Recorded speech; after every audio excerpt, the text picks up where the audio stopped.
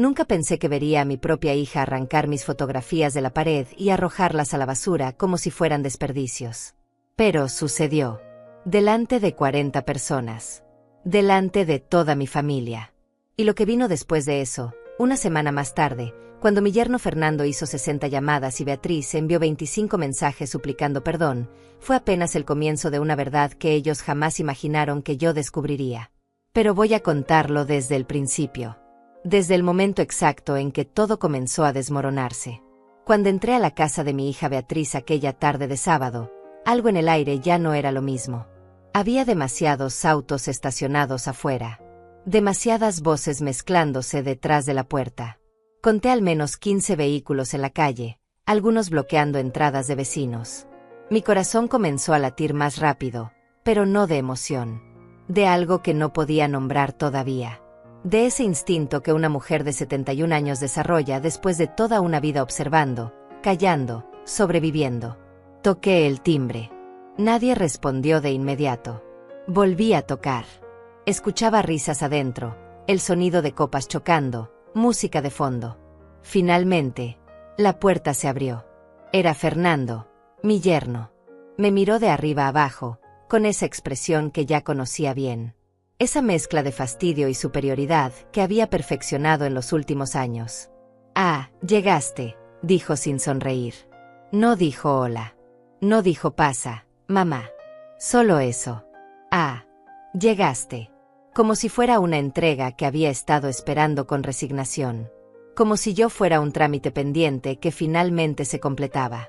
Entré despacio, cargando en mis manos un pastel de 3 leches que había preparado desde las 5 de la mañana.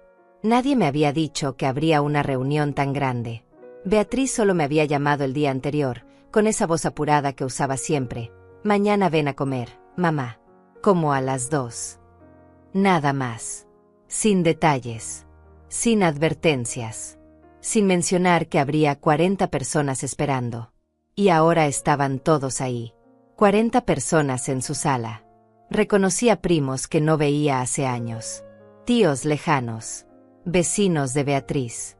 Compañeros de trabajo de Fernando. Gente que ni siquiera sabía que ella conocía. Todos vestidos como para una celebración importante. Había globos dorados colgando del techo, una mesa larga cubierta con mantel blanco, bandejas de comida que parecían salidas de un evento corporativo. Botellas de vino alineadas como soldados.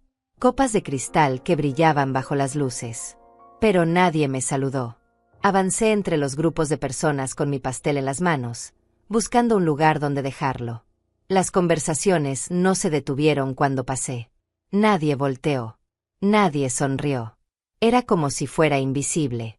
O peor aún, como si mi presencia fuera un defecto en la decoración que todos habían acordado ignorar. Como una mancha en un vestido nuevo que todos ven pero nadie menciona. Encontré un espacio libre en la mesa del comedor y dejé el pastel ahí, junto a una torre de canapés y una fuente de salmón ahumado. Mi postre casero se veía pequeño, humilde, fuera de lugar entre toda aquella sofisticación comprada. Las fresas que había cortado con tanto cuidado parecían opacas al lado de las decoraciones profesionales de los otros postres.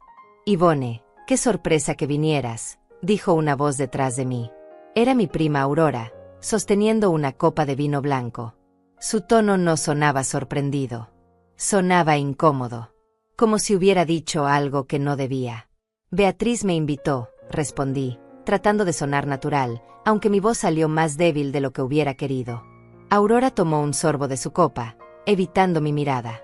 Sus ojos se desviaron hacia la sala, hacia donde estaba Beatriz. «Ah, claro. Qué bien». Luego se alejó rápidamente, como si tuviera algo urgente que hacer al otro lado de la habitación. Como si estar cerca de mí fuera contagioso. Busqué a Beatriz con la mirada. La encontré en el centro del grupo más grande, riendo con exageración, gesticulando con las manos, siendo el centro de atención que siempre le había gustado ser. Llevaba un vestido color crema que nunca le había visto, zapatos de tacón que debieron costar lo que yo gastaba en comida durante 2 meses. Su cabello estaba peinado de salón, su maquillaje impecable, joyas que brillaban en su cuello y muñecas. Parecía otra persona. O tal vez, parecía exactamente quien siempre había querido ser. Caminé hacia ella. «Hija», dije cuando estuve cerca. Beatriz giró la cabeza. Me miró. Y en sus ojos vi algo que me heló la sangre. No era molestia. No era indiferencia. Era algo calculado. Algo frío y decidido que nunca antes había visto dirigido hacia mí. Mamá, respondió sin emoción. Llegaste tarde. Miré el reloj en la pared. Eran las 2:15. 15 minutos tarde, porque el autobús había tardado más de lo normal. El tráfico estaba pesado. Perdón, dije, sintiendo que debía justificarme aunque no entendía muy bien por qué. Beatriz no respondió. Simplemente se dio la vuelta y continuó su conversación con un grupo de personas que yo no conocía. Me quedé ahí parada, sintiéndome pequeña, fuera de lugar, como una niña que ha sido ignorada por los adultos en una reunión importante. Fernando apareció de nuevo, esta vez con una cerveza en la mano.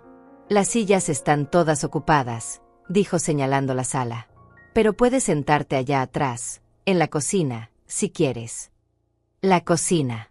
Donde se sienta el personal. Donde se esconden las cosas que no deben verse. No dije nada. Solo asentí y caminé hacia donde me indicaba.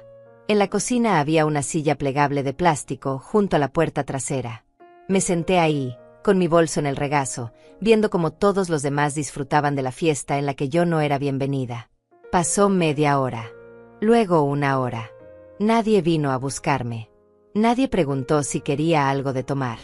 Nadie me ofreció un plato de comida. Podía escuchar las risas, las conversaciones animadas, el tintineo constante de cubiertos y copas. Pero yo estaba ahí, sola, en esa silla de plástico que crujía cada vez que me movía. Desde mi posición podía ver fragmentos de lo que sucedía en la sala. Veía a Beatriz brillar, reír, abrazar a personas que claramente apreciaba. Veía a Fernando caminar con confianza entre los invitados, ofreciendo vino, contando historias que provocaban carcajadas. Veía a mis propios familiares, gente que conocía desde hace décadas, interactuar con naturalidad, como si yo no estuviera ahí, como si nunca hubiera estado. Y entonces escuché mi nombre. Es que Ivone nunca entendió cómo funcionan las cosas, decía la voz de Beatriz, lo suficientemente alta como para que llegara hasta la cocina. No estoy segura si fue intencional o si simplemente no le importaba que yo escuchara. Toda su vida ha sido así, dependiendo de otros, sin capacidad de valerse por sí misma. Hubo murmullos de acuerdo. Alguien rió suavemente. Ese tipo de risa incómoda que la gente suelta cuando no sabe si debería estar escuchando algo tan privado. Mi estómago se contrajo. Mis manos se cerraron sobre la tela de mi bolso. Sentí un calor subiendo por mi cuello, llegando hasta mis mejillas. Pobrecita, dijo otra voz que reconocí como la de mi prima Teresa. Pero al menos tú la cuidas, Beatriz. Eres muy buena hija. Alguien tiene que hacerlo, respondió Beatriz con un suspiro dramático. Es una carga, pero es mi madre. ¿Qué le voy a hacer? Una carga. 71 años de vida reducidos a una palabra. Una carga para mi propia hija. Sentí un ardor detrás de los ojos, pero no iba a llorar. No aquí. No ahora. Respiré profundo, contando hasta 10 como me habían enseñado hace mucho tiempo. Apreté los labios. Mantuve la compostura. Entonces escuché pasos acercándose. Fernando entró a la cocina con una expresión que no auguraba nada bueno. Detrás de él venía Beatriz. Y detrás de ella, como curiosos atraídos por el olor de un escándalo, venían varios invitados más. Necesitamos hablar, dijo Fernando, cruzándose de brazos. Me puse de pie. Claro, dime. Beatriz me miró con esos ojos fríos que ya no reconocía. Creo que ya es hora de que hablemos claro, mamá. De que digamos las cosas como son. No entendía a qué se refería. Solo asentí, esperando. Durante años, comenzó Beatriz elevando la voz para que todos escucharan. Durante años hemos tenido que cargar contigo. Mantenerte. Cuidarte. Asegurarnos de que no te falte nada. Pero yo nunca les pedí, intenté decir. Nunca pediste porque nunca has sabido hacer nada por ti misma, me interrumpió Beatriz. Su voz era tan alta que seguramente todos en la casa podían escucharla ahora. Siempre esperando que otros resuelvan tu vida. Siempre dependiendo de nosotros. La gente se había acercado más. Podía sentir sus miradas. Algunas curiosas, otras incómodas. Pero nadie se iba. Nadie decía nada. Fernando dio un paso adelante. ¿Sabes cuánto dinero hemos gastado en ti? ¿Tienes idea? Abrí la boca para responder, pero no sabía qué decir. Nunca les había pedido dinero. Vivía de mi pensión, modesta pero suficiente. Nunca había sido una carga económica para ellos. O al menos eso creía. Miles de dólares, continuó Fernando. Miles. Y nunca un agradecimiento. Nunca un reconocimiento. Beatriz se acercó a la sala, y yo la seguí sin entender qué estaba pasando. Ella caminó directo hacia la pared donde colgaban fotografías familiares. Fotografías mías. De mi boda. De cuando Beatriz era niña y yo la sostenía en brazos. De cumpleaños. De navidades pasadas. Y entonces lo hizo. Arrancó la primera fotografía de la pared. El marco se desprendió con un sonido seco. Luego otra. Y otra. Beatriz, ¿qué haces? Grité, sintiendo que mi corazón se aceleraba. Lo que debía hacer hace tiempo, gritó ella. Caminó hacia el bote de basura en la esquina de la sala y arrojó las fotografías adentro. Los marcos se rompieron. El vidrio se hizo pedazos. Inútil. Tú no sirves para nada en esta familia. El silencio que siguió fue ensordecedor. 40 personas mirando. 40 testigos de mi humillación. Paga todo lo que desperdiciamos contigo, gritó Fernando, acercándose con el rostro enrojecido. Todo lo que invertimos en una persona que nunca aportó nada. Beatriz me tomó del brazo. No con suavidad. Con fuerza. Con rabia. Me empujó hacia la puerta de entrada. Fuera, dijo. Fuera de mi casa. Y entonces comenzaron. Las voces. Una tras otra. Siempre fue una carga. Nunca supo valorar lo que hacían por ella. Pobres Beatriz y Fernando, qué paciencia han tenido. Ya era hora de que le dijeran la verdad. Me empujaron hacia la puerta. Literalmente me empujaron. Tropecé con mis propios pies. Alguien rió. No sé quién. Pero alguien encontró gracioso ver a una mujer de 71 años siendo expulsada de la casa de su propia hija. Fernando abrió la puerta de un tirón. No vuelvas, dijo. No eres bienvenida aquí. Nunca lo fuiste. Beatriz me dio el último empujón. Salí tambaleándome hacia el porche. La puerta se cerró detrás de mí con un golpe tan fuerte que hizo temblar el marco. Me quedé ahí parada, en ese porche donde tantas veces había esperado con ilusión a que me abrieran. Ahora estaba del otro lado. Expulsada. Humillada. Destruida. No lloré. No grité. No toqué la puerta pidiendo explicaciones. Simplemente me alejé. Caminé por esa calle llena de autos estacionados. Pasé frente a las ventanas de la casa donde aún se escuchaban voces, risas, música. Como si nada hubiera pasado. Como si yo nunca hubiera estado ahí. Llegué a la parada del autobús. Me senté en la banca de metal frío. Y esperé. No sabía que una semana después, Fernando haría 60 llamadas a mi teléfono. Que Beatriz enviaría 25 mensajes. Que ambos rogarían. Por favor, mamá, danos una oportunidad. No sabía que lo que acababa de pasar no era el final. Era apenas el comienzo de algo que ellos jamás vieron venir.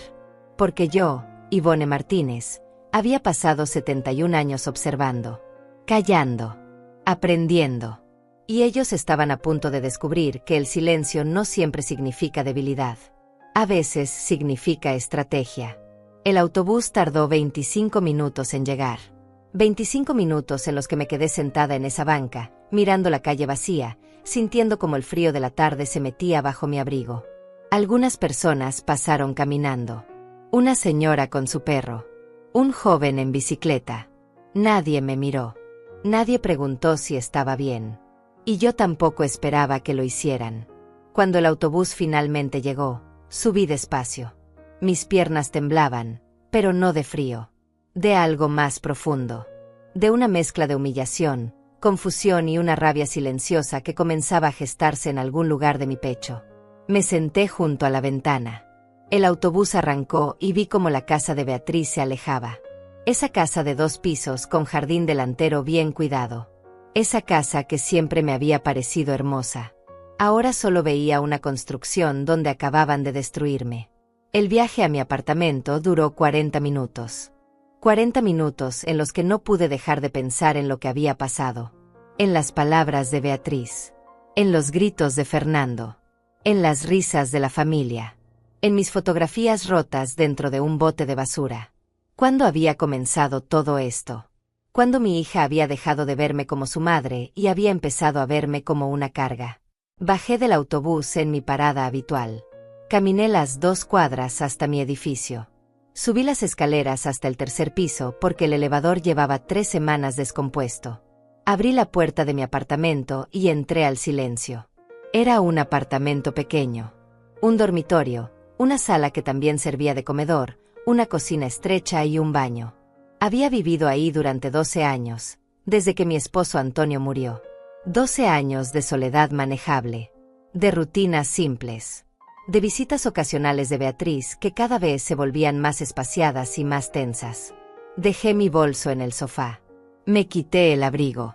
Me senté en mi silla favorita, esa que estaba junto a la ventana, y miré hacia afuera. La ciudad se extendía frente a mí. Luces que comenzaban a encenderse. Gente que volvía a sus casas. Vida normal.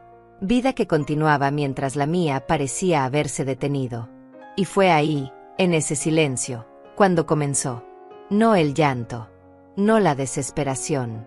La claridad. Porque mientras estaba sentada ahí, algo empezó a moverse en mi memoria. Algo que había ignorado. Algo que había preferido no ver. Los últimos 6 meses habían sido extraños. Beatriz había venido a visitarme más seguido de lo normal. Al principio me había alegrado. Pensé que tal vez estábamos reconectando. Que tal vez ella había decidido pasar más tiempo con su madre. Pero ahora, repasando cada visita con esta nueva perspectiva, las cosas empezaban a verse diferentes. Recordé la primera vez que apareció sin avisar. Fue un martes por la tarde. Dijo que pasaba por la zona y quiso saludar. Me pareció extraño porque mi apartamento no quedaba de paso a ningún lugar que ella frecuentara. Pero me dio gusto verla. Estuvo apenas 20 minutos. Tomamos café. Hablamos de cosas sin importancia. Y cuando se fue, noté algo raro. Mi archivero, ese viejo mueble de madera donde guardaba todos mis documentos importantes, estaba ligeramente abierto. El cajón donde guardaba mis papeles bancarios. Le pregunté si había necesitado algo de ahí. Yo. No. Mamá. ¿Por qué? Respondió con una sonrisa. Pensé que tal vez yo misma lo había dejado así. A los 71 años, una empieza a dudar de su propia memoria. Luego vino Fernando. Solo. Sin Beatriz. Dijo que quería pedirme consejos sobre un regalo para el cumpleaños de mi hija. Se quedó media hora. Fue amable. Conversador. Hasta me ofreció ayuda si necesitaba algo en el apartamento. Cuando se fue, noté que faltaba el sobre donde guardaba las copias de mis estados de cuenta bancarios. El sobre Manila que siempre estaba en el segundo cajón del archivero. Llamé a Beatriz esa noche. Hija, Fernando tomó algunos papeles de mi archivero, pregunté, tratando de sonar casual. Hubo un silencio breve. ¿Papeles? No. Mamá. ¿Qué papeles? Respondió. Su voz sonaba normal. Demasiado normal. Nada. Hija. Tal vez los moví yo, dije, aunque sabía que no era cierto. Pero dejé pasar. Porque uno deja pasar las cosas cuando no quiere enfrentar lo que podrían significar. Después vinieron más visitas. Beatriz otra vez. Fernando de nuevo. A veces juntos. Siempre con alguna excusa. Siempre quedándose poco tiempo.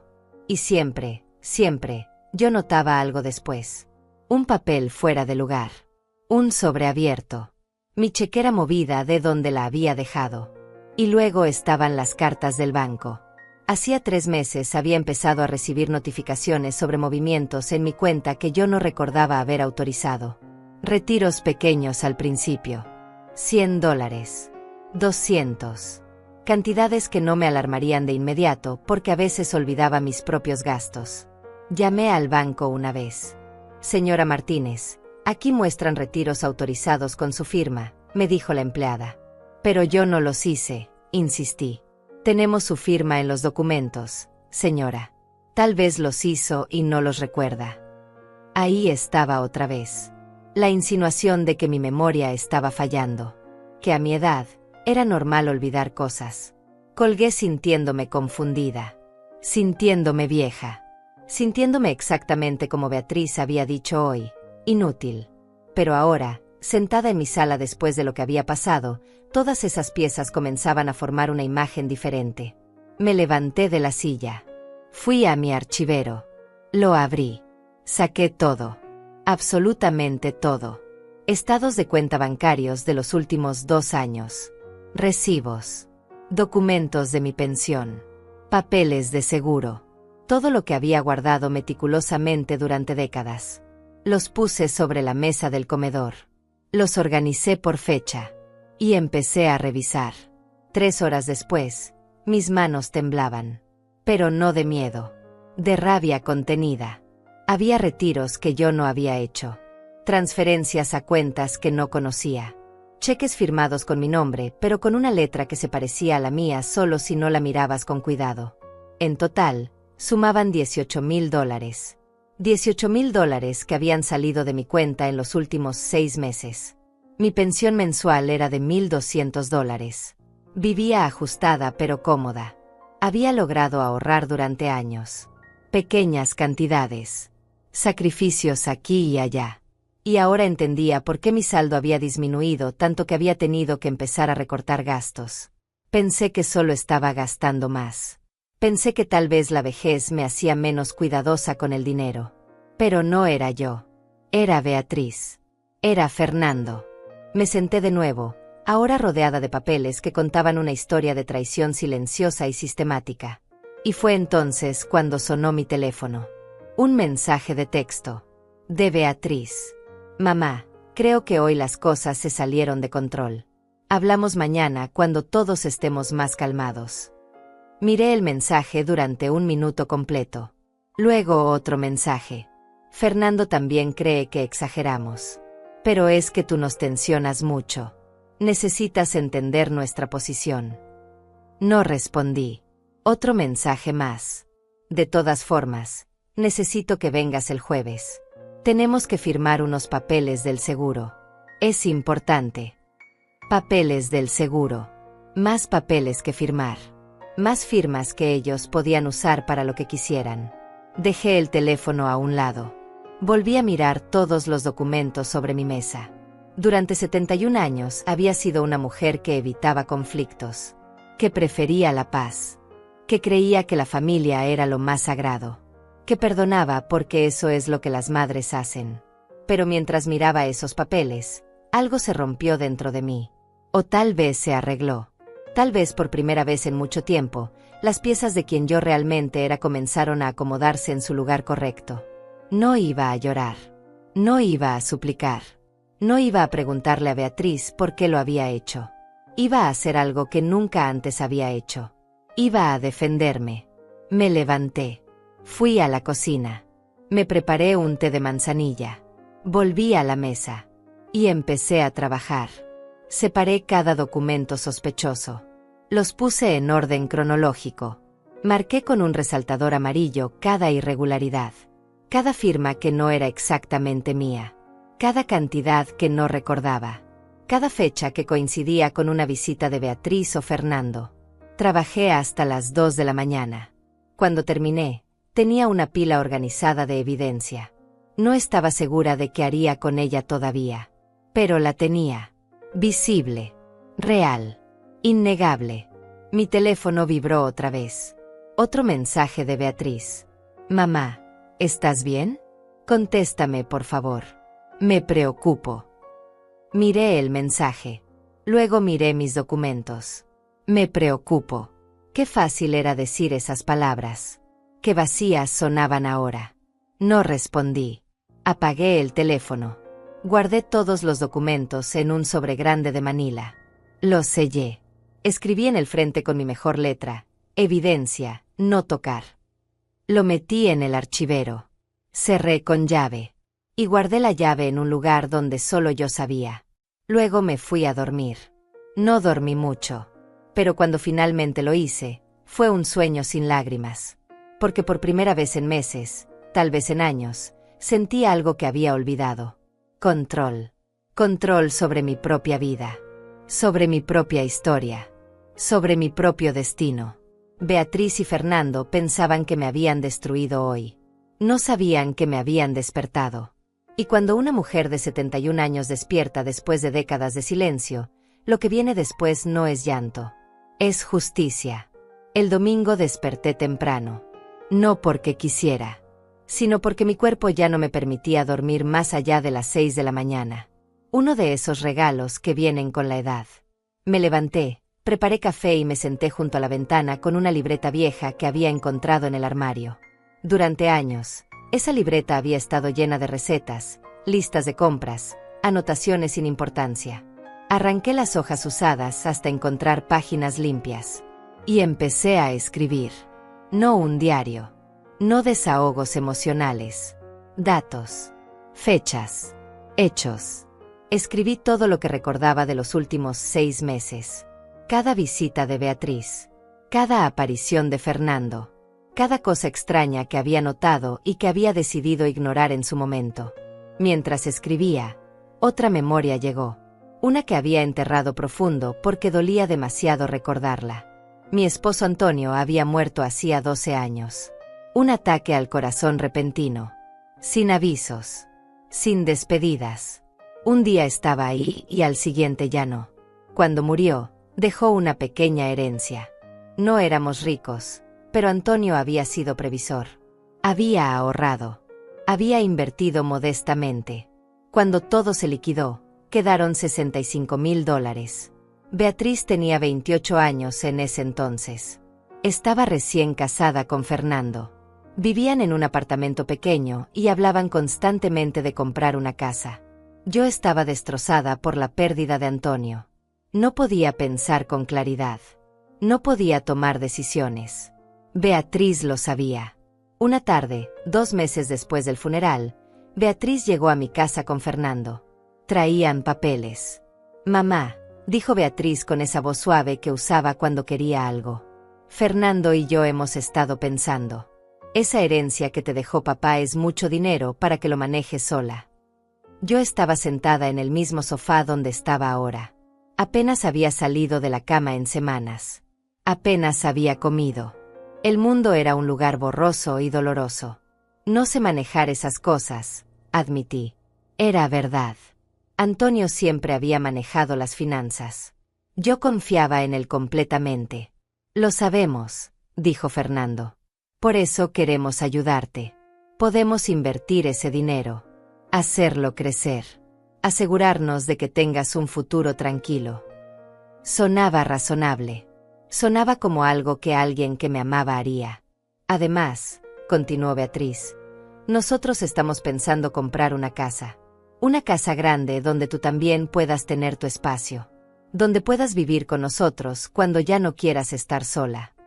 La idea de no estar sola sonaba como un salvavidas en medio del océano de dolor en el que estaba ahogándome. Podríamos usar parte de la herencia como enganche, sugirió Fernando. Y el resto lo invertimos para ti. Es una situación donde todos ganamos. Firmé los papeles ese mismo día. No los leí. No pregunté detalles. Confiaba en mi hija. Confiaba en que ella cuidaría de mí como yo había cuidado de ella durante 28 años. 2 meses después, Beatriz y Fernando compraron su casa. Esa casa de 2 pisos con jardín delantero.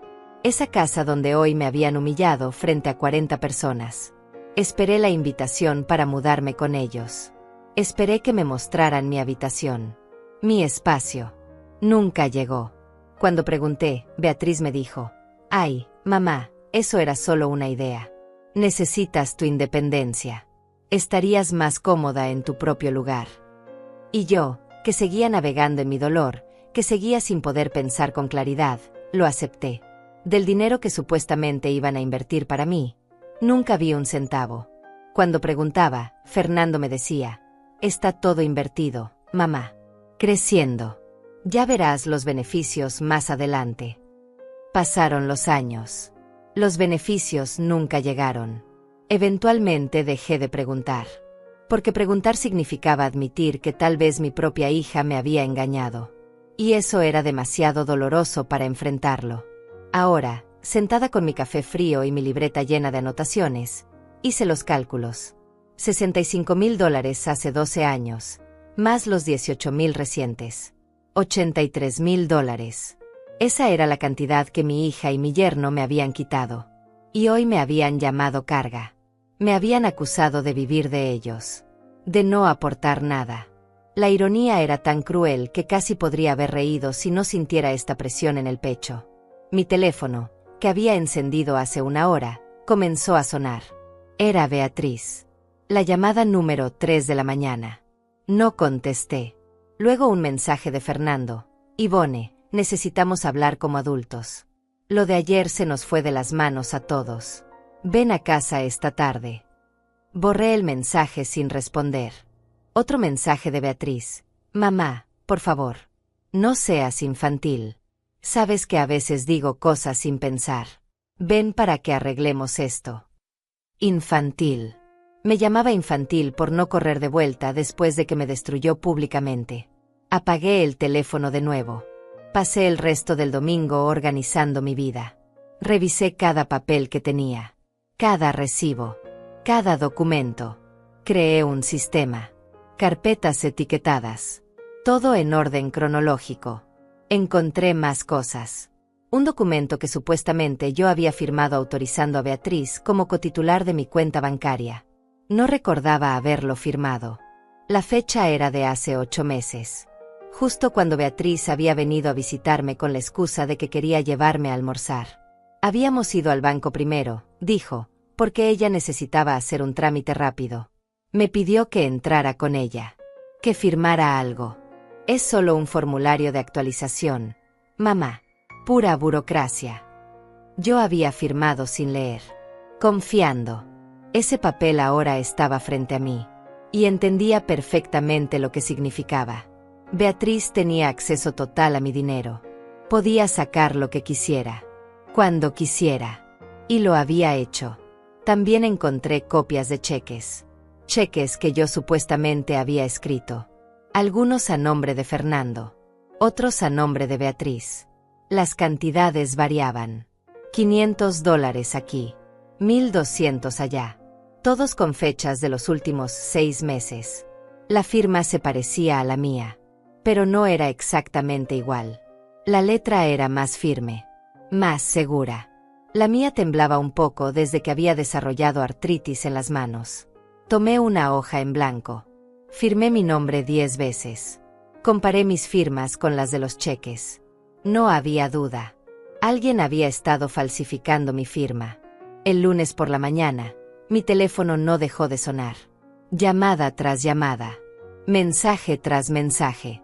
Todos de Beatriz y Fernando. Mamá, esto ya es ridículo. Ivone, contesta el teléfono. Necesitamos que vengas hoy sin falta. Tienes que firmar unos documentos importantes. Más documentos. Más firmas. Más formas de robarme. No contesté ninguna llamada. No respondí ningún mensaje. En lugar de eso, me vestí con mi mejor ropa. Un traje gris que había comprado para el funeral de una amiga el año pasado. Me peiné cuidadosamente. Me maquillé un poco. Quería verme presentable. Quería verme como una mujer competente, no como la anciana confundida que ellos querían que fuera. Tomé mi sobre de evidencia. Lo metí en mi bolso. Y salí de mi apartamento.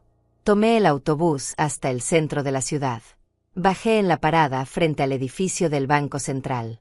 Ese edificio alto de vidrio donde estaban las oficinas principales. No la sucursal pequeña de mi barrio donde todos me trataban como una viejita simpática, pero no muy brillante. Entré. Le dije a la recepcionista que necesitaba hablar con alguien sobre actividad fraudulenta en mi cuenta. Me hicieron esperar 20 minutos. Luego me llevaron a una oficina en el tercer piso.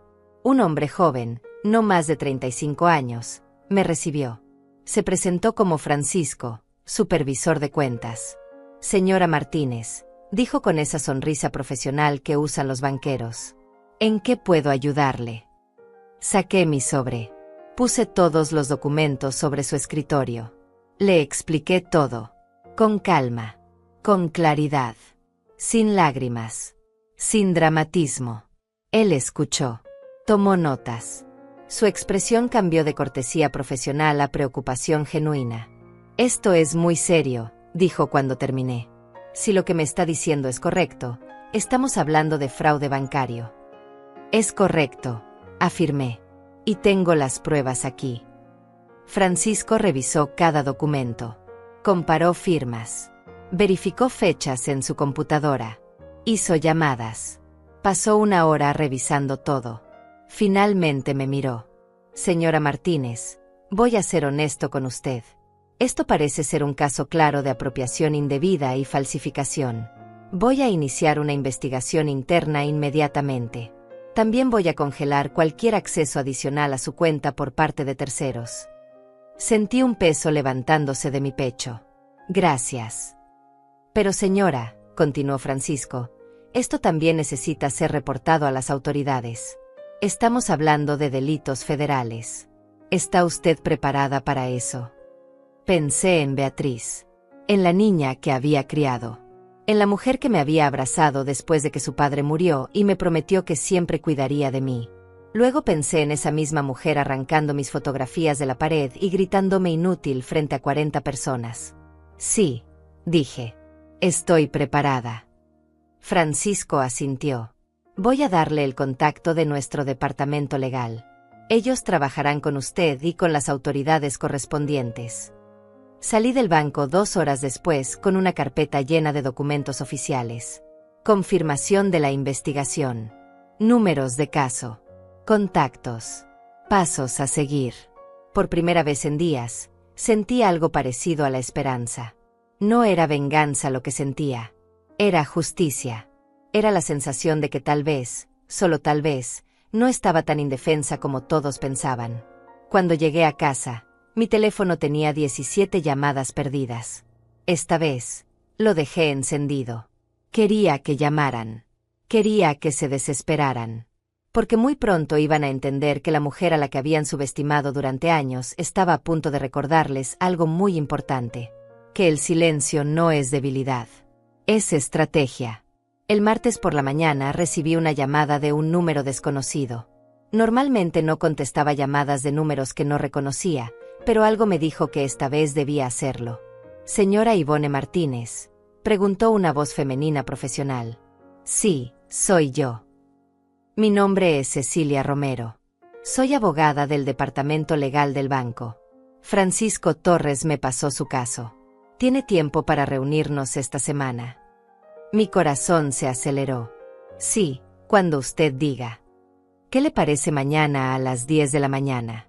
En mi oficina. Acepté de inmediato. Me dio la dirección. Colgué con las manos temblando. No de miedo. De algo parecido a la determinación.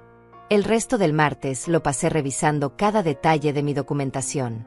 Quería estar preparada. Quería que cuando me reuniera con esa abogada, no hubiera ninguna duda de que yo sabía exactamente lo que estaba diciendo. Mientras trabajaba, mi teléfono sonó de nuevo. Esta vez era un número que sí conocía. Mi hermana Cecilia. No la abogada. Mi hermana menor, que vivía a 2 horas de distancia y a quien no veía desde hacía 3 meses. Dudé antes de contestar. Cecilia y Beatriz siempre habían sido cercanas. Más cercanas de lo que yo había estado con cualquiera de las dos en los últimos años. Temía que Beatriz la hubiera enviado como mensajera. Pero contesté. Ivone, dijo Cecilia. Su voz sonaba tensa. Necesito verte. Hoy. Es urgente. ¿Qué pasó? No por teléfono. ¿Puedo ir a tu casa? Salgo en 20 minutos. Algo en su tono me preocupó. Sí, ven. 2 horas y media después, Cecilia estaba tocando mi puerta. Cuando abrí, me sorprendió su apariencia. Tenía ojeras profundas. Su cabello, normalmente impecable, Estaba recogido en una cola de caballo descuidada. Se veía cansada. Se veía preocupada. Pasa, dije. Entró sin decir palabra. Se sentó en mi sofá. Yo preparé té. Cuando me senté frente a ella, noté que sus manos temblaban ligeramente. Beatriz me llamó, comenzó Cecilia. Me contó lo que pasó el sábado. Aquí venía. La defensa. El sermón sobre cómo yo estaba exagerando. Sobre cómo debía perdonar porque es mi hija. Pero lo que dijo fue completamente diferente. Me dijo que tuvieron una discusión. Que te fuiste enojada. Que estás siendo dramática y no contestas el teléfono. Cecilia hizo una pausa. Pero yo conozco a Beatriz. Y conozco su versión de las historias. Así que vine a escuchar la tuya. Me tomó por sorpresa. Cecilia y yo nunca habíamos sido especialmente unidas. Nos queríamos, sí, pero cada una vivía su vida. Rara vez nos buscábamos para temas profundos. Le conté todo. Desde el principio. Desde la cena con 40 invitados donde fui ignorada. Desde las fotografías arrancadas de la pared. Desde los gritos. Desde la expulsión. No omití nada. Hablé con la voz más firme que pude, aunque en algunos momentos sentí que se quebraría. Cecilia escuchó en silencio. Su expresión cambió de preocupación a horror. Cuando terminé, ella tenía lágrimas en los ojos. Ivone, dijo con voz temblorosa. Hay algo que necesito contarte. Algo que debí haberte dicho hace años. Se limpió las lágrimas. Respiró profundo. Beatriz intentó hacerme lo mismo a mí, dijo. El aire se escapó de mis pulmones. ¿Qué? Hace 5 años, continuó Cecilia. Yo acababa de recibir el dinero de la venta de la casa de nuestros padres. ¿Recuerdas? Cuando finalmente se vendió la propiedad y dividimos la herencia entre las dos. Asentí. Cecilia había recibido $32,000 de esa venta. Yo también. Había usado ese dinero para arreglar problemas del apartamento y guardar el resto para emergencias. Beatriz vino a visitarme, dijo Cecilia. Con Fernando. Me dijeron que tenían una oportunidad de inversión increíble. Un negocio de bienes raíces que les daría rendimientos del 20% anual. Me presionaron para invertir. Me dijeron que era una oportunidad familiar. Que estaban ayudando a su tía a asegurar su futuro. Cecilia se levantó. Caminó hacia la ventana. Casi lo hago. Ivone. Casi les doy el dinero. Pero algo me detuvo. Tal vez fue intuición. Tal vez fue que Fernando estaba demasiado insistente. No lo sé. Pero les dije que no. Que necesitaba pensarlo más. ¿Y qué pasó? Se enojaron, respondió Cecilia. No de forma obvia. Pero sentí el cambio. Beatriz dejó de llamarme tan seguido. Las invitaciones a su casa se espaciaron. Cuando nos veíamos en reuniones familiares, era cordial pero distante. Pensé que era mi imaginación, que tal vez estaba siendo paranoica. Se giró para mirarme. Pero ahora entiendo que no era paranoia. Era que yo no había sido útil para ellos. No había dado lo que querían. Así que dejé de importar. Me levanté. Caminé hacia mi hermana. La abracé. Ella se aferró a mí y lloró. Yo también lloré. Por primera vez desde el sábado, me permití llorar. Cuando nos separamos, Cecilia me miró directamente a los ojos. ¿Qué vas a hacer?, preguntó. Le conté sobre el banco, sobre la investigación, sobre la abogada con quien me reuniría mañana. Cecilia asintió con firmeza. Bien, muy bien. Y quiero que sepas que estoy contigo. Completamente. Si necesitas que testifique, si necesitas que hable con quien sea, lo haré. Gracias, susurré. Pero Ivone, Cecilia me tomó de las manos. Tienes que estar preparada. Cuando esto salga a la luz, la familia va a tomar lados. Algunos van a defender a Beatriz. Van a decir que estás exagerando. Que es tu hija. Que deberías perdonar. Va a ser feo. Lo sé, dije. Y era verdad. Lo sabía. ¿Estás lista para eso? Pensé en los $65,000 de hace 12 años. En los 18.000 de estos últimos meses. En las firmas falsificadas. En las mentiras. En las fotografías rotas. Sí, respondí. Estoy lista. Cecilia se quedó el resto de la tarde. Revisamos juntas todos mis documentos. Ella, que había sido contadora antes de retirarse, encontró más irregularidades que yo había pasado por alto. Pequeños cargos. Transacciones extrañas. Patrones que se repetían. Esto ha estado pasando mucho más tiempo del que pensabas, dijo Cecilia. Mira aquí. Este cargo de hace 3 años. Y este otro de hace 4. Son cantidades pequeñas, pero están ahí. Me sentí mareada. ¿Cuánto tiempo había estado Beatriz robándome? ¿Cuántos años? Esa noche, después de que Cecilia se fue prometiendo volver para acompañarme a la reunión con la abogada, me senté con una calculadora. Sumé todo. Cada cargo sospechoso. Cada retiro que no podía explicar. Cada transacción que no recordaba. La cifra final me dejó sin aire. No eran $83.000. Eran $122.000. $122.000 a lo largo de 12 años. Mi hija y mi yerno me habían robado sistemáticamente durante más de una década. Y yo había sido demasiado confiada, demasiado ingenua, demasiado dispuesta a creer lo mejor de ellos para darme cuenta. El miércoles llegó. Me vestí con el mismo traje gris. Cecilia pasó por mí a las 9. Fuimos juntas a la oficina de la abogada. El bufete estaba en el piso 15 de un edificio corporativo. La recepcionista nos hizo pasar a una sala de conferencias con vista a la ciudad. Las paredes eran de vidrio. La mesa era de madera oscura y brillante. Me sentí pequeña ahí. Pero cuando Cecilia Romero, la abogada, entró, algo en su presencia me tranquilizó. Era una mujer de unos 50 años, cabello corto, traje negro, expresión seria pero no fría. Se sentó frente a nosotras y abrió una carpeta. Señora Martínez, comenzó. He revisado su caso preliminarmente. Lo que está describiendo son múltiples delitos. Apropiación indébita, falsificación de documentos, fraude bancario, y dado que usted es mayor de 65 años, esto también califica como abuso financiero de adulto mayor, lo cual es un agravante en la ley federal. Asentí, intentando procesar toda esa información legal. Necesito hacerle algunas preguntas difíciles, continuó la abogada. Y necesito que sea completamente honesta conmigo. ¿En algún momento usted autorizó verbalmente estos retiros? ¿Le dio permiso a su hija o a su yerno para manejar su dinero? Hace 12 años les confié parte de una herencia, admití. Pero fue con el entendimiento de que la invertirían para mí. Nunca me dieron acceso a esas inversiones. Nunca vi rendimientos. Y los movimientos de los últimos años, especialmente estos meses, yo nunca los autoricé.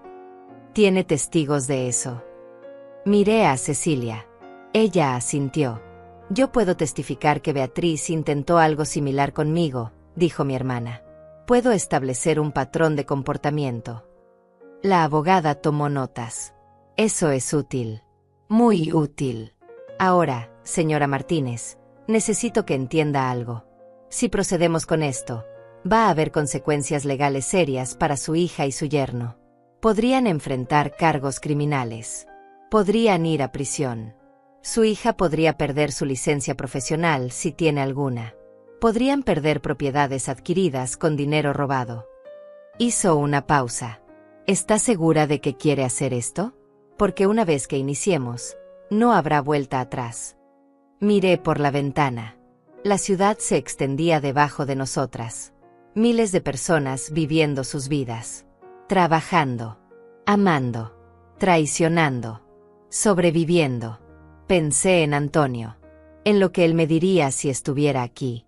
Él, que siempre había sido honesto hasta la médula. Que me había enseñado que la dignidad no era negociable. Estoy segura, dije. La abogada cerró su carpeta. Entonces comencemos. Pasamos las siguientes 3 horas documentando todo, respondiendo preguntas, firmando autorizaciones, estableciendo líneas de tiempo. Cuando salimos, el sol ya estaba bajando. Cecilia me abrazó en la acera. Hiciste lo correcto, dijo. No estaba segura de eso todavía, pero sabía que era lo único que podía hacer. Esa noche, mi teléfono explotó. 22 llamadas de Beatriz. 13 de Fernando. Mensajes cada 5 minutos. El último mensaje de Fernando decía: Ivone, sabemos que fuiste al banco. Necesitamos hablar urgentemente. Esto es un malentendido que podemos resolver en familia. Sonreí sin humor. Ahora sí querían hablar. Ahora sí era urgente. Apagué el teléfono. La conversación ya no era con ellos. Era con la ley. Los siguientes días fueron un torbellino de actividad silenciosa. Silenciosa para el mundo exterior, pero ensordecedora dentro de mi cabeza. La abogada Cecilia Romero me había dado instrucciones claras: no contactar a Beatriz ni a Fernando, no responder sus llamadas, no reunirme con ellos bajo ninguna circunstancia. Todo lo que dijeran o hicieran ahora podía ser usado en el proceso legal. El jueves recibí una visita inesperada. Eran las 3 de la tarde cuando sonó el timbre de mi apartamento. Miré por la mirilla y vi a una mujer desconocida. Joven, tal vez de 30 años, con un portafolio en la mano. ¿Señora Martínez?, preguntó cuando abrí la puerta solo un poco, sin quitar la cadena de seguridad. ¿Quién pregunta? Mi nombre es Teresa Flores. Soy investigadora del Departamento de Delitos Financieros del banco. La abogada Romero me envió. ¿Puedo pasar? Le pedí que me mostrara identificación. Lo hizo. Verifiqué que coincidiera con lo que la abogada me había dicho que esperara. Solo entonces abrí la puerta completamente. Teresa entró y se sentó en mi sala. Abrió su portafolio y sacó una laptop.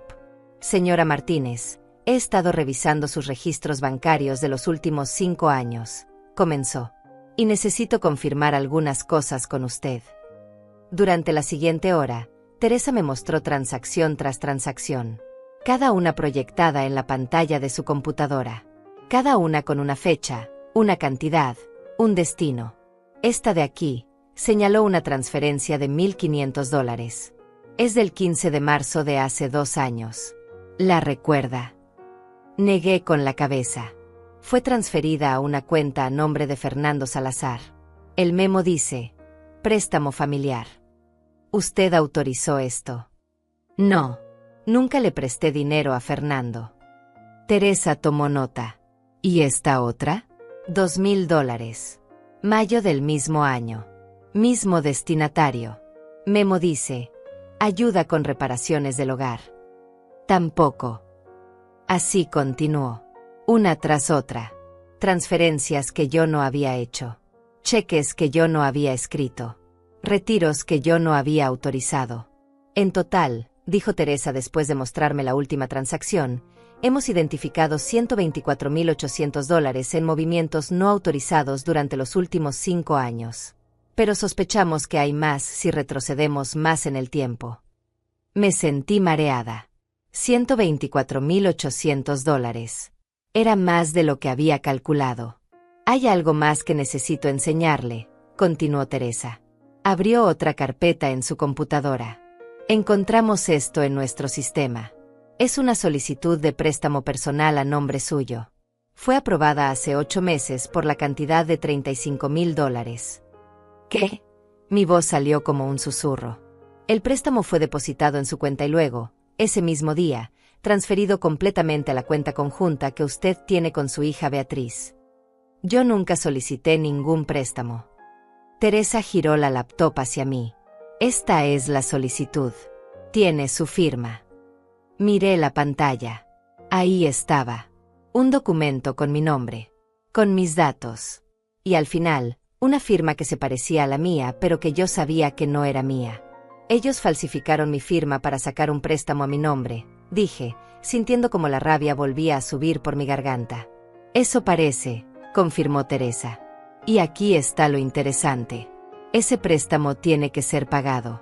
Las cuotas mensuales son de $650 durante 5 años.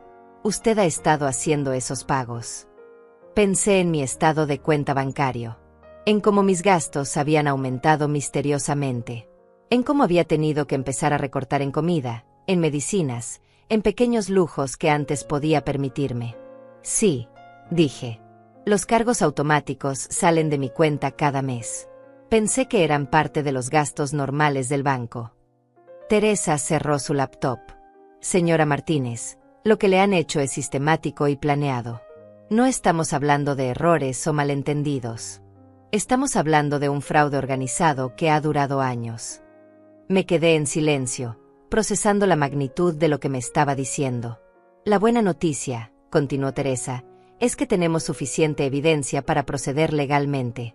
La mala noticia es que recuperar el dinero va a tomar tiempo. Y no hay garantía de recuperarlo todo. No me importa el dinero, dije. Y era verdad.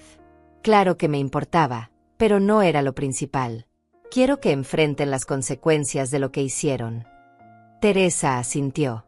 Lo van a hacer. Le prometo que lo van a hacer. Después de que Teresa se fue, me quedé sentada en mi sala por largo rato. El apartamento estaba silencioso. Afuera, la ciudad continuaba con su ritmo normal. Autos pasando.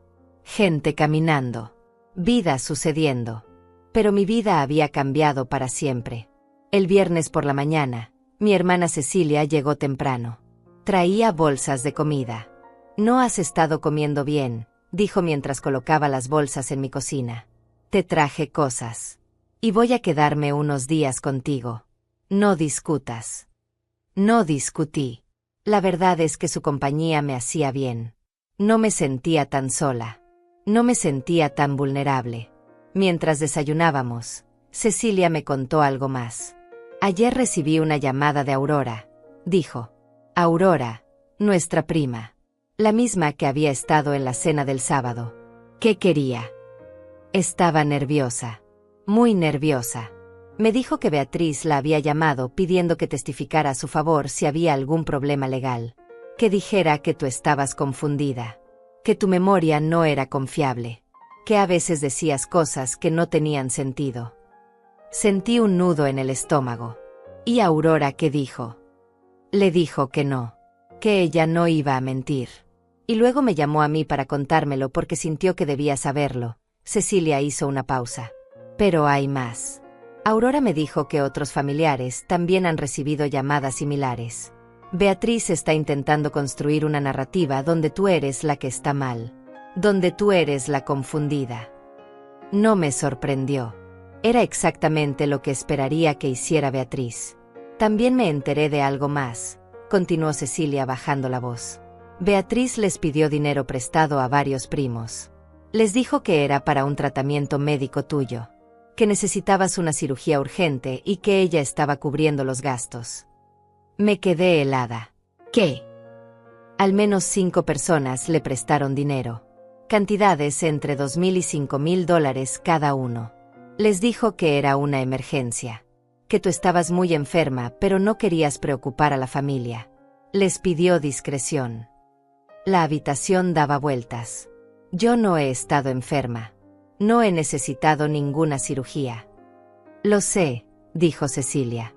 Y cuando esto salga a la luz, esas personas también van a darse cuenta de que fueron estafadas. Pasé el resto del viernes documentando esto con la abogada Romero. Le conté sobre el préstamo falso. Sobre el dinero que Beatriz había pedido prestado a los primos usando mi salud como excusa. Esto solo fortalece el caso, dijo la abogada. Muestra un patrón extendido de fraude. No solo contra usted, sino contra otros miembros de la familia.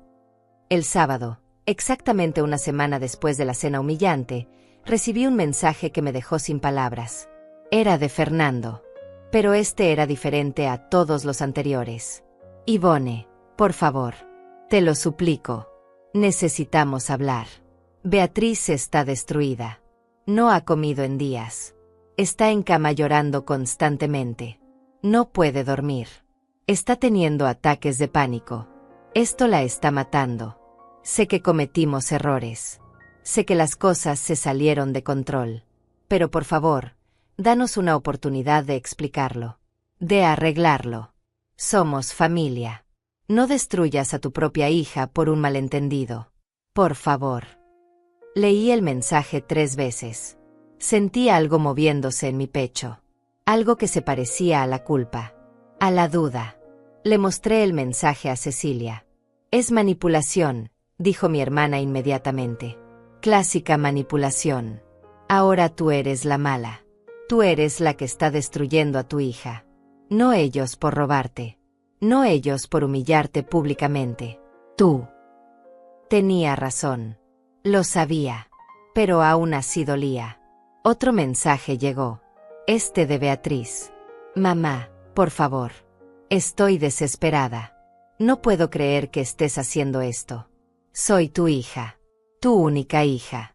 ¿Cómo puedes lastimarme así? ¿Cómo puedes ser tan cruel? Todo lo que hice fue por tu bien. Por cuidarte.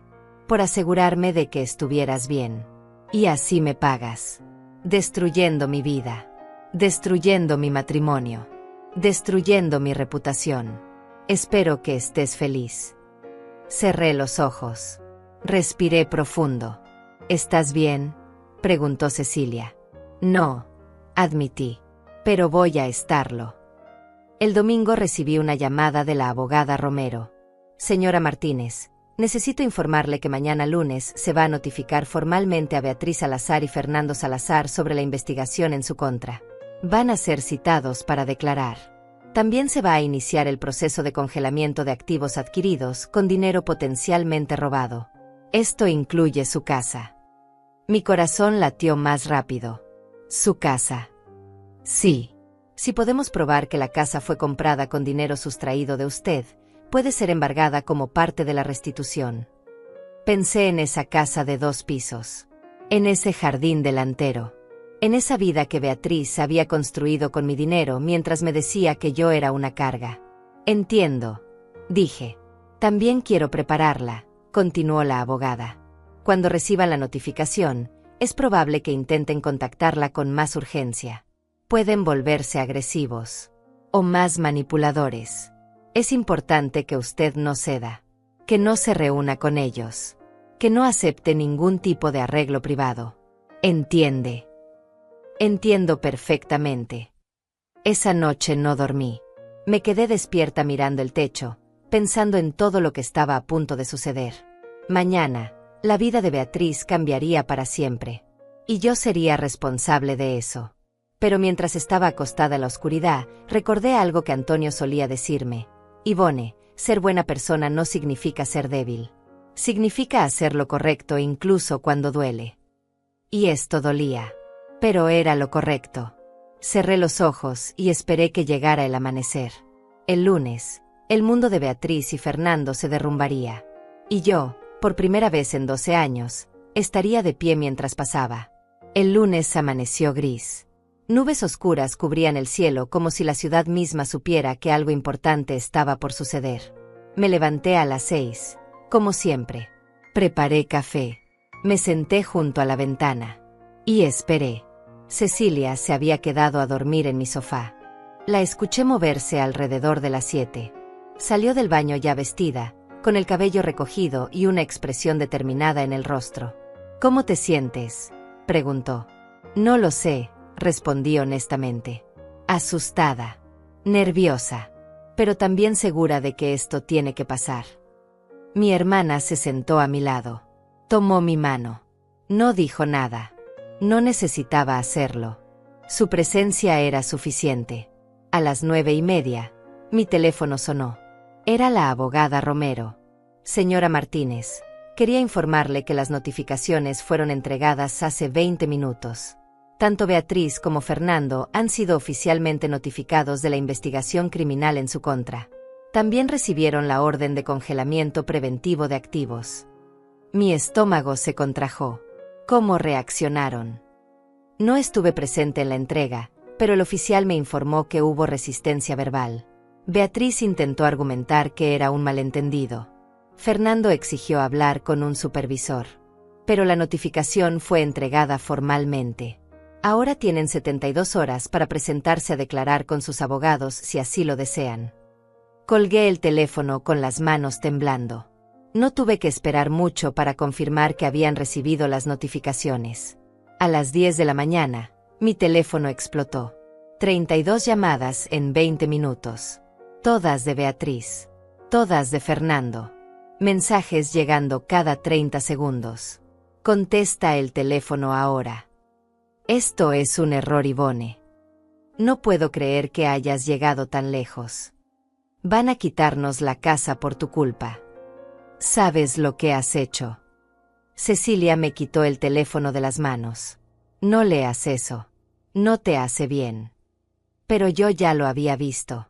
Había visto la desesperación, la rabia, y algo más que no esperaba, la completa falta de reconocimiento de lo que ellos habían hecho. En ningún mensaje decían perdón por robarte. En ninguno admitían su culpa. Todo era sobre cómo yo los estaba destruyendo. Sobre cómo yo era la mala. Sobre cómo yo estaba arruinando a mi propia familia. A las 11, llegó algo diferente. Un mensaje de un número que no reconocía. Señora Yvonne Martínez, mi nombre es Daniela Redondo. Soy el abogado que representa a Beatriz y Fernando Salazar. Necesitamos hablar urgentemente. Por favor, contácteme a este número a la brevedad posible. Le mostré el mensaje a Cecilia. No respondas, dijo inmediatamente. Cualquier comunicación debe ser a través de tu abogada. Llamé a Cecilia Romero. Le informé sobre el mensaje del abogado de Beatriz. Perfecto, dijo. Envíeme su número. Yo me comunicaré con él. Usted no debe hablar directamente con el abogado contrario bajo ninguna circunstancia. El resto del día fue una tortura de espera. Sabía que afuera, en algún lugar de la ciudad, Beatriz y Fernando estaban viviendo su peor pesadilla. Sabía que probablemente estaban con su abogado, buscando formas de salir de esto, construyendo defensas, elaborando estrategias. Y una parte de mí, esa parte maternal que nunca muere completamente, sentía dolor por mi hija. Pero otra parte, la parte que había sido humillada, robada y traicionada durante años, sabía que esto era necesario. A las 4 de la tarde, sonó el timbre de mi apartamento. Cecilia fue a ver quién era. Volvió con expresión preocupada. Es Aurora, dijo. Nuestra prima. Dice que necesita hablar contigo. Que es importante. Dudé, pero finalmente asentí. Aurora entró luciendo incómoda. Tenía una bolsa grande en las manos. Yvonne, comenzó sin sentarse. Necesito contarte algo. Y devolverte esto. Puso la bolsa sobre mi mesa. La abrió. Adentro había dinero. Billetes de 20 y $50, algunos arrugados. Son $3,000, dijo Aurora. Beatriz me los pidió prestados hace 4 meses. Me dijo que necesitaba dinero urgente para tu tratamiento médico. Que tenías un problema en el corazón y necesitabas una cirugía, pero tu seguro no la cubría completamente. Cerré los ojos. Otra mentira. Otra estafa usando mi nombre. Esta mañana, continuó Aurora, cuando me enteré de lo que realmente estaba pasando, me sentí horrible. Me di cuenta de que había sido usada. Que Beatriz me mintió. Y que probablemente ese dinero vino de ti de alguna forma. Así que te lo devuelvo. No es tu culpa. Es mía por haber sido ingenua. No es tu culpa, Aurora, dije. Beatriz es muy convincente cuando quiere algo. Aurora se sentó finalmente. Hay algo más que necesitas saber. He estado hablando con otros primos. Con tíos. Beatriz les pidió dinero prestado a muchos de ellos. Siempre con alguna excusa relacionada contigo. Tu salud, tus gastos, tus emergencias. Nadie quería decírtelo porque pensaban que te harían sentir mal. Pero ahora todos nos damos cuenta de que fuimos manipulados. ¿Cuántos?, pregunté. Al menos 8 personas de la familia, respondió Aurora. Entre todos, Beatriz debe haber conseguido al menos $20,000. Tal vez más. $20,000 más. Sumados a los 124,000 que había robado directamente de mí. $144,000. Yvonne, Aurora me miró con lágrimas en los ojos. Yo estuve en esa cena el sábado pasado. Yo vi lo que pasó. Y me avergüenza admitir que no dije nada. No te defendí. Me quedé callada como todos los demás. Y voy a vivir con esa culpa. Pero quiero que sepas que ahora, si me necesitas, estoy de tu lado. Completamente. Le agradecí. Aurora se fue poco después, dejando el dinero sobre mi mesa. Esa noche, Cecilia Romero me llamó. Hablé con el abogado de Beatriz y Fernando. Dijo. Como esperaba, quieren negociar. Proponen un acuerdo privado. Ellos devolverían el dinero en plazos y usted retiraría la denuncia. ¿Qué les dijiste? Que mi clienta no está interesada en acuerdos privados. Que esto procederá legalmente. Su abogado insistió mucho. Dijo que Beatriz está dispuesta a reconocer que hubo malentendidos en el manejo del dinero. Que están dispuestos a devolver hasta $50,000 como gesto de buena voluntad. 50,000, repetí, cuando me robaron más de 140,000. Exacto. Es una oferta insultante. Y no es negociable de todas formas. Les dejé muy claro que usted quiere que esto se maneje a través del sistema legal. Después de colgar, me senté a pensar. Beatriz estaba ofreciendo $50,000. Probablemente era todo lo que tenían líquido en este momento. El resto estaba invertido en su casa, en sus autos, en su estilo de vida. Y ahora se daban cuenta de que todo eso estaba en peligro. El martes por la mañana trajo una sorpresa inesperada. Mi hermana Cecilia estaba preparando desayuno cuando sonó el timbre. Esta vez no era familia. Era un mensajero con un sobrecertificado. Firmé el recibo. Abrí el sobre. Adentro había una carta manuscrita de Beatriz. La letra era descuidada, como si hubiera sido escrita con prisa o con las manos temblando. Decía: Mamá, por favor lee esto con el corazón abierto. Sé que estás enojada. Sé que sientes que te traicioné. Y tal vez tienes razón en sentirte así. Pero necesito que entiendas mi lado de la historia. Cuando papá murió, nos dejó ese dinero. Pero también nos dejó responsabilidades. Yo acababa de casarme. Fernando y yo estábamos empezando nuestras vidas. Necesitábamos una casa. Necesitábamos estabilidad. Y tú estabas tan perdida después de la muerte de papá que no podías tomar decisiones claras. Alguien tenía que hacerse cargo. Alguien tenía que pensar en el futuro. Usamos el dinero para comprar la casa pensando que era una inversión para todos. Una casa donde tú también tendrías espacio cuando lo necesitaras.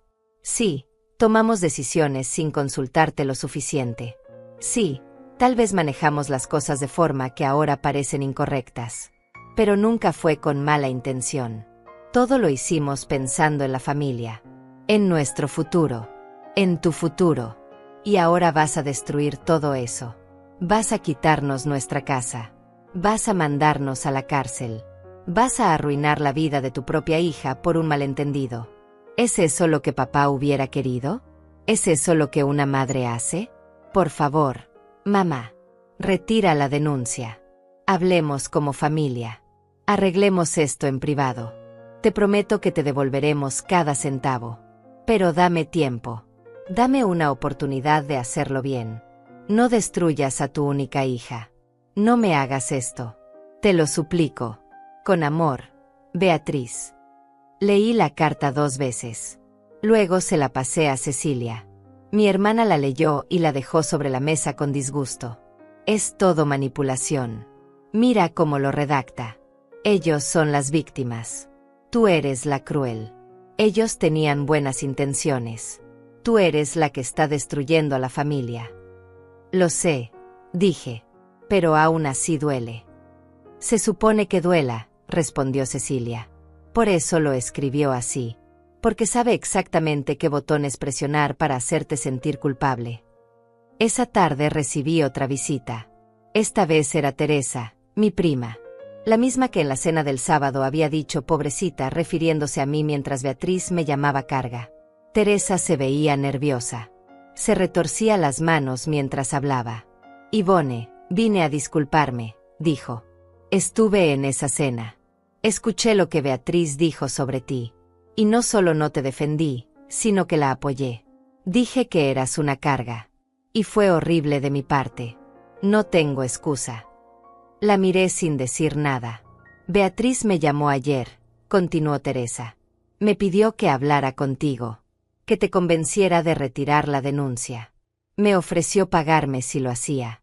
$2,000. Mi estómago se revolvió. Le dije que no, Teresa continuó rápidamente. Le dije que lo que hizo estuvo mal y que tú tenías todo el derecho de hacer lo que estás haciendo. Y por eso vine. No a convencerte de nada. Solo a decirte que lamento no haber sido mejor persona ese día. Y que si necesitas que alguien testifique sobre lo que pasó en esa cena, sobre cómo te trataron, lo haré. Asentí lentamente. Gracias, Teresa. Cuando se fue, Cecilia me miró. Beatriz está desesperada. Está tratando de comprar testigos, de manipular a la familia, de construir una narrativa donde ella es la víctima. No va a funcionar, dije con más firmeza de la que sentía. Esa noche, mientras intentaba dormir, mi mente no dejaba de dar vueltas. Pensaba en Beatriz cuando era niña, en cómo la había cargado cuando estaba enferma, en cómo había trabajado 2 empleos para pagarle la universidad, en cómo había llorado de felicidad el día de su boda. ¿En qué momento esa niña se había convertido en esta mujer que me robaba mientras dormía? ¿En qué momento el amor se había transformado en traición? No tenía respuestas. Solo tenía la certeza de que no podía dar marcha atrás. El camino que había elegido era doloroso, pero era el único que me devolvía mi dignidad. El miércoles llegó con una intensidad que no esperaba. Eran las 8 de la mañana cuando la abogada Romero me llamó con urgencia la voz. Señora Martínez, Beatriz y Fernando se presentaron esta mañana con su abogado a declarar. La sesión duró 3 horas. Necesito que venga a mi oficina. Hay cosas que debe saber. 1 hora después estaba sentada en esa misma sala de conferencias con vista a la ciudad. La abogada Romero tenía varios documentos frente a ella. Durante la declaración, comenzó, Beatriz admitió haber manejado su dinero. Pero su versión es que usted le dio permiso verbal para hacerlo. Que usted estaba confundida después de la muerte de su esposo y le pidió ayuda. Que todo lo que hicieron fue con su conocimiento y aprobación. Eso es mentira, dije inmediatamente. Lo sé.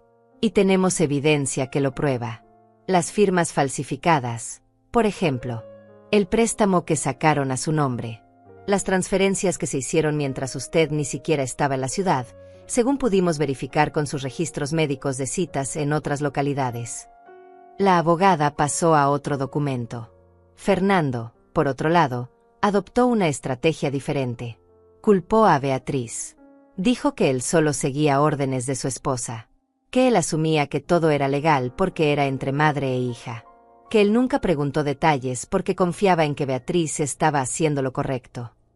Cobarde, murmuró Cecilia, mi hermana, que había venido conmigo. Pero aquí está lo interesante, continuó la abogada. Presentaron sus registros financieros como parte de la declaración obligatoria. Y encontramos algo revelador. Abrió una carpeta y me mostró varios papeles. La casa que compraron hace 12 años costó $250,000. Dieron un enganche de $65,000 en efectivo. Exactamente la cantidad de la herencia que usted les confió. El resto fue financiado con un crédito hipotecario. Sentí como si me hubieran golpeado en el estómago. $65,000. Todo mi dinero. Todo lo que Antonio había dejado para mí. Pero hay más, la abogada continuó. Durante los últimos 12 años, las cuotas de esa hipoteca han sido pagadas, en parte, con retiros automáticos de su cuenta. Pequeñas cantidades mensuales que probablemente usted no notó. Entre $300 y $500 cada mes. Hice el cálculo mentalmente. 12 años. 12 meses por año. $400 promedio. Casi $60,000 más. Usted no solo pagó el enganche de su casa, dijo la abogada. También ha estado pagando su hipoteca durante una década sin saberlo. La habitación daba vueltas. Me aferré al borde de la mesa. ¿Cómo? Fue todo lo que pude decir. Cuando la agregaron como cotitular de la cuenta hace años, establecieron transferencias automáticas. Cantidades lo suficientemente pequeñas como para no levantar sospechas inmediatas, pero consistentes. Mes tras mes. Año tras año. Cecilia estaba lívida. Eso es monstruoso. Es criminal, corrigió la abogada. Y nos da una base aún más sólida para el caso. No estamos hablando de 1 o 2 errores. Estamos hablando de un esquema sistemático de robo que duró más de una década. Me quedé en silencio, procesando. Toda mi vida adulta trabajando, ahorrando, sacrificándome, para terminar financiando la vida de lujo de mi propia hija mientras yo recortaba gastos en comida y medicinas. ¿Cuánto?, pregunté finalmente. ¿Cuánto es en total? La abogada revisó sus papeles. Sumando la herencia inicial, los retiros de los últimos años, el préstamo fraudulento, los pagos de hipoteca ocultos y otros gastos que hemos identificado, estamos hablando de aproximadamente $187,000. $187,000. Era más dinero del que jamás había tenido en mi vida en un solo lugar. Y todo había sido mío. Y todo me lo habían robado. ¿Qué sigue ahora?, pregunté con voz temblorosa.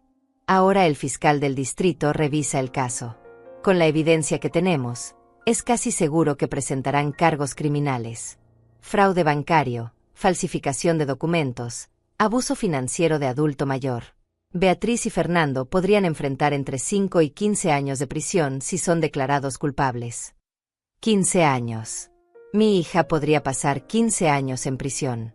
El peso de esa realidad cayó sobre mí como una losa de concreto. También procederemos con el embargo de la casa, continuó la abogada. Dado que fue comprada con dinero robado y mantenida con pagos fraudulentos, es un activo sujeto a decomiso como parte de la restitución. Beatriz perdería su casa, su hogar, el lugar donde había vivido durante 12 años. Señora Martínez, la abogada se inclinó hacia adelante. Sé que esto es difícil, pero necesito que permanezca firme. Beatriz y Fernando van a intensificar sus intentos de manipulación. Van a usar cada recurso emocional que tengan. Van a hacer que sus familiares la presionen. Van a pintarse como víctimas. Puede mantenerse fuerte. Miré por la ventana. La ciudad se extendía frente a mí. Miles de vidas. Miles de historias. Miles de personas enfrentando sus propias batallas. Sí, dije. Puedo.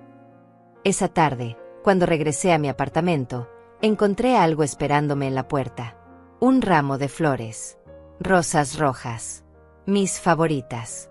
Con una tarjeta que decía, para la mejor mamá del mundo. Te amo, Beatriz. Tomé las flores. Las llevé adentro.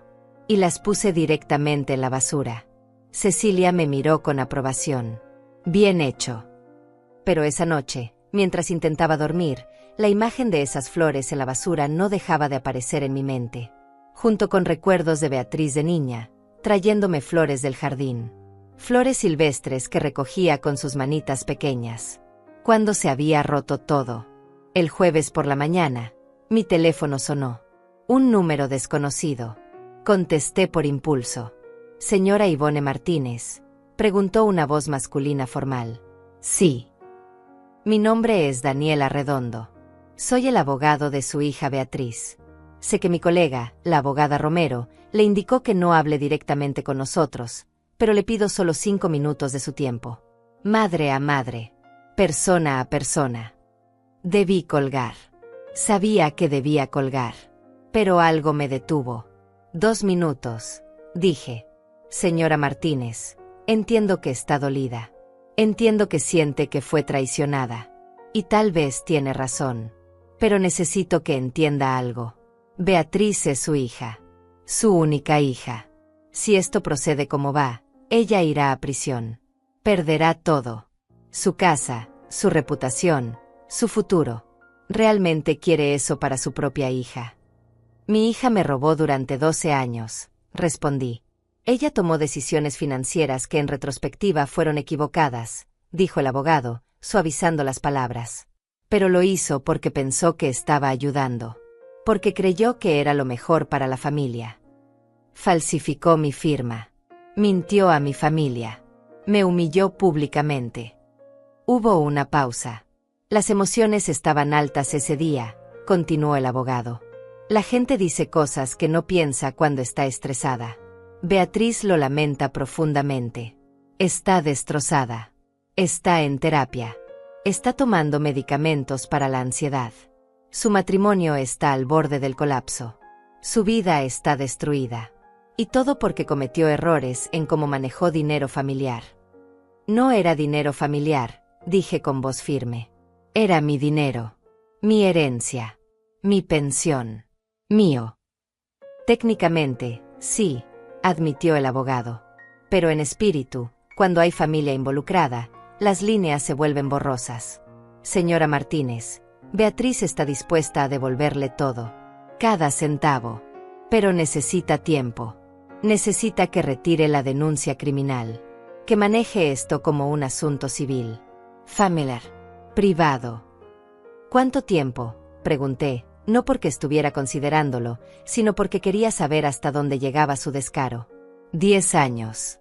Pagos mensuales. Con intereses si quiere. Todo documentado legalmente. Pero sin cargos criminales. Sin prisión. Sin destruir su vida. 10 años. Repetí. Me robaron durante 12 años. Y quieren 10 años más para devolverlo. Es una oferta razonable considerando las circunstancias. No, dije. No hay trato. Si Beatriz realmente lamenta lo que hizo, puede demostrarlo enfrentando las consecuencias de sus acciones.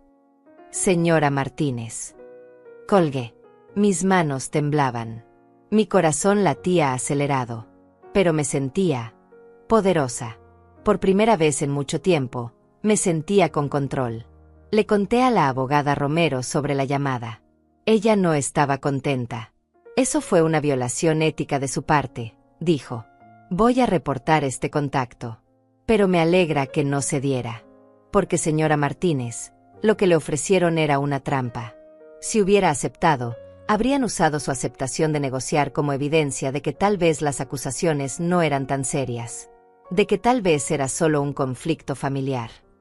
Esa noche, Cecilia cocinó. Hizo el guiso de pollo que nuestra madre solía hacer cuando éramos niñas. Nos sentamos a comer en silencio, cada una perdida en sus propios pensamientos. ¿Te arrepientes?, preguntó finalmente mi hermana. Pensé cuidadosamente antes de responder. Me duele, admití. Duele saber que mi hija está sufriendo. Que su vida está cayéndose a pedazos. Duele porque todavía la amo, a pesar de todo. Pero no me arrepiento. Porque si no hago esto, si dejo que se salga con la suya, el mensaje es que está bien. Que puede hacer lo que quiera. Que las madres son eternas víctimas que siempre perdonan. Y no puedo vivir siendo esa mujer. Cecilia asintió. Mamá estaría orgullosa de ti. ¿Tú crees?, pregunté. Nuestra madre había sido una mujer tradicional. Familia ante todo. Perdona siempre. Mantén la paz. Sí, dijo Cecilia con certeza. Porque mamá también tuvo que ser fuerte cuando nadie la apoyaba. Cuando papá murió y la dejó con deudas. Cuando todos le decían que vendiera la casa. Ella se mantuvo firme. Hizo lo que tenía que hacer. Como tú ahora. Esa noche dormí mejor que en días. Porque sabía que sin importar lo que viniera, sin importar cuánto doliera, estaba en el camino correcto. La verdad dolía. Pero las mentiras habían dolido más. Y por primera vez en 12 años, vivía en la verdad. El viernes llegó con una llamada que cambiaría todo. Era la abogada Romero, y su voz sonaba diferente. Más seria. Más formal. Señora Martínez, el fiscal del distrito ha revisado el caso. Van a proceder con cargos criminales contra Beatriz y Fernando. La audiencia preliminar está programada para el próximo martes. Mi corazón se detuvo por un segundo. ¿Qué significa eso exactamente? Significa que esto ya no es solo una investigación. Es un caso criminal oficial. Beatriz y Fernando enfrentarán a un juez. Se les leerán los cargos formales. Tendrán que declararse culpables o inocentes. Colgué el teléfono y me quedé sentada en silencio. Era real. Completamente real. Mi hija iba a estar frente a un juez enfrentando cargos criminales por robarme. Media hora después, comenzaron los mensajes. Pero esta vez no eran de Beatriz ni de Fernando. Eran de otros familiares. Mi primo Antonio. Ivone, por favor reconsidera. Beatriz es familia. ¿Realmente quieres mandarla a prisión? Una tía lejana. Esto es demasiado. Las familias resuelven sus problemas en privado, no en cortes. Incluso Aurora, quien me había devuelto el dinero, escribió. Ivone, apoyo que recuperes tu dinero, pero ¿cargos criminales? No es demasiado. Cecilia leyó los mensajes conmigo. La presión social va a aumentar, dijo. Ahora que es oficial, todos van a tener una opinión. Tenía razón. Durante el fin de semana, mi teléfono no dejó de sonar. Primos que no hablaban conmigo en años de repente, tenían mucho que decir sobre el perdón y la familia. El sábado por la tarde recibí una visita inesperada.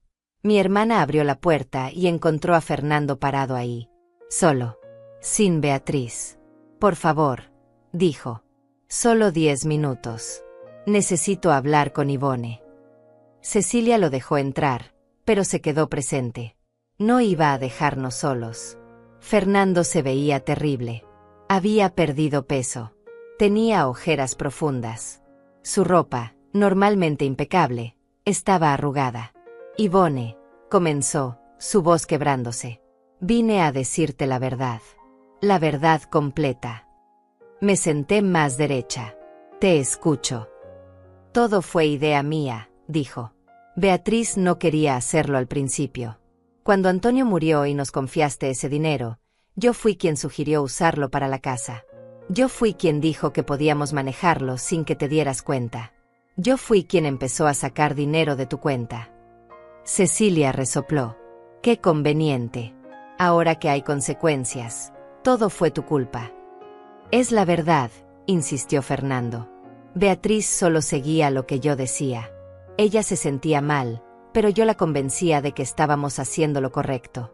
De que era para el futuro de la familia. De que tú estarías mejor si nosotros manejábamos el dinero. ¿Y las firmas falsificadas? Pregunté. También eso fuiste tú. Fernando bajó la mirada. Yo practicaba tu firma. Yo llenaba los formularios. Beatriz solo no me detuvo. ¿Y la humillación pública? ¿Arrancar mis fotos de la pared? ¿Llamarme inútil frente a 40 personas? Mi voz subió de volumen. Eso también fuiste tú. Fernando cerró los ojos. Ese día, estábamos desesperados. Habíamos recibido una notificación del banco sobre irregularidades. Sabíamos que estabas investigando. Pensamos que si te hacíamos sentir mal, si te alejábamos, tendrías miedo de actuar contra nosotros. Fue cruel. Fue horrible. Y lo lamento. No lo lamentas, dije firmemente. Lamentas que los hayan descubierto. Fernando se arrodilló frente a mí. Literalmente se arrodilló. Por favor, Ivone, retira los cargos. Yo me declararé culpable de todo. Yo iré a prisión. Pero deja a Beatriz fuera de esto. Ella es tu hija. No merece esto. Miré a este hombre arrodillado frente a mí. Este hombre que me había robado durante años. Que me había humillado. Que había destruido mi confianza. Levántate, dije. Fernando se puso de pie lentamente. Si realmente quieres proteger a Beatriz, continué, entonces enfrenta las consecuencias de tus acciones. Ambos las enfrentan. Porque esto no se trata de venganza. Se trata de justicia. Y la justicia no hace excepciones para la familia. Fernando se quedó en silencio por un momento. Luego asintió derrotado y se fue. Después de que se fue, Cecilia me abrazó. Eso fue difícil. Todo esto es difícil, admití. Pero es necesario. El domingo recibí algo que no esperaba. Un sobre entregado por mensajero. Adentro había una carta de Beatriz. Pero esta era diferente a la anterior. No había manipulación. No había excusas. Decía simplemente, mamá, tienes razón. Hice cosas imperdonables. Tomé decisiones que destruyeron tu confianza y tu vida. No espero que me perdones. Solo espero que algún día entiendas que te amé. Que todavía te amo. Aunque no lo merezca. Beatriz. Leí la carta varias veces. Había algo diferente en el tono. Algo que se sentía como rendición. Como aceptación. El lunes, la abogada Romero me llamó con una actualización. Fernando se ha ofrecido a declararse culpable de todos los cargos a cambio de que retiren algunos cargos contra Beatriz. Es una estrategia común. Uno toma toda la culpa para proteger al otro. ¿Y qué pasa si acepto eso? Beatriz todavía enfrentaría consecuencias, pero menores. Tal vez libertad condicional en lugar de prisión. Pero Fernando iría a prisión con certeza. Probablemente entre 7 y 10 años. 10 años. Fernando pasaría 10 años en prisión. ¿Qué recomiendas? Pregunté. Legalmente, no importa lo que yo recomiende. Es su decisión, señora Martínez. Pero le diré esto, ambos son culpables. Ambos participaron. Si solo uno paga, el mensaje es que el otro se salió con la suya. Pasé esa noche sin dormir, pensando. Mañana era la audiencia. Mañana todo se haría oficial. Y yo tenía que decidir si aceptaba el trato que Fernando ofrecía. A las 6 de la mañana del martes, ya estaba despierta. Me vestí con cuidado. El mismo traje gris. Quería verme digna. Fuerte. Cecilia me acompañó a la corte. Cuando llegamos, vi a Beatriz y Fernando en el pasillo con su abogado. Beatriz me vio y sus ojos se llenaron de lágrimas.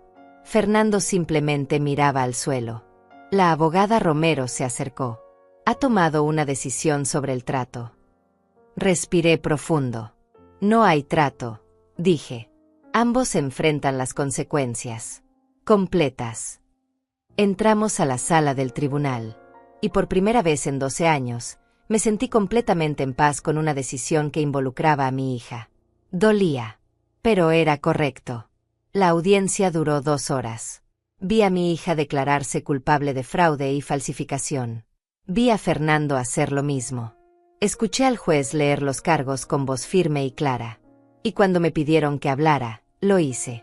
No estoy aquí por venganza, dije mirando directamente a Beatriz. Estoy aquí porque durante 12 años confié en ti. Te di todo lo que tenía. Y me lo quitaste mientras me decías que me amabas. Necesito que entiendas que las acciones tienen consecuencias. Que la familia no es una excusa para el abuso. Beatriz lloraba. Fernando tenía la cabeza baja. El juez tomó notas. Al final, el juez dictaminó que ambos enfrentarían juicio completo en 2 meses. Mientras tanto, la orden de embargo de la casa se mantenía. Los activos congelados permanecerían así hasta el veredicto final. Salí de esa corte con la cabeza en alto. Las semanas siguientes fueron extrañas. Silenciosas. Algunos familiares dejaron de hablarme. Me llamaron cruel, vengativa, mala madre. Pero otros, como Aurora, como Teresa, como mi hermana Cecilia, se mantuvieron a mi lado. Un mes después, recibí una llamada de la abogada Romero. Señora Martínez, Beatriz y Fernando han cambiado su estrategia. Se van a declarar culpables para evitar el juicio. Están negociando las condiciones de sentencia. ¿Qué significa eso? Significa que aceptan su culpa, que no pelearán los cargos. A cambio, el fiscal está recomendando sentencias reducidas. Fernando probablemente recibirá 5 años. Beatriz 3 años con posibilidad de libertad condicional después de 18 meses. 5 años. 3 años. Mi hija iría a prisión. ¿Y la restitución? Están obligados a devolver $187,000. La casa será vendida. Los ingresos irán directamente a usted. También están obligados a pagos mensuales del resto hasta que la deuda esté saldada. 2 meses después, en una mañana fría de septiembre, recibí una transferencia bancaria. Era el dinero de la venta de la casa de Beatriz. $143,000 después de pagar la hipoteca pendiente. Miré el balance en mi cuenta. Por primera vez en años, tenía dinero. Seguridad. Futuro. Pero no sentí victoria. Solo sentí paz. Una semana antes de que Beatriz entrara a prisión, recibí una carta suya. La última que recibiría por un tiempo. Mamá, voy a usar este tiempo para pensar. Para cambiar. Para entender que me llevó a lastimarte tanto. No te pido perdón porque no lo merezco. Solo te pido que sigas viviendo. Que uses ese dinero para ser feliz. Que no dejes que lo que yo hice defina el resto de tu vida. Te amo, aunque ya no tengo derecho a decirlo.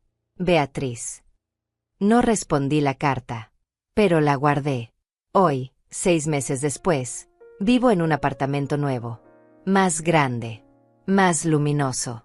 Pago mis cuentas sin preocupaciones. Ayudo a mi hermana Cecilia cuando lo necesita.